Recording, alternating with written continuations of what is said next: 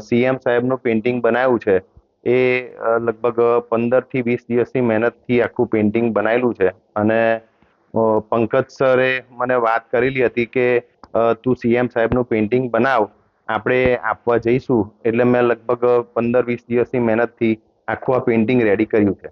જે પેઇન્ટિંગ બનાવે છે અને જેનું પણ પેઇન્ટિંગ બનાવે છે એ આબેહૂબ આમ લાઈવ પેઇન્ટિંગ દેખાય એવું લાઈવ પેઇન્ટિંગ આપણને જોવા મળે છે.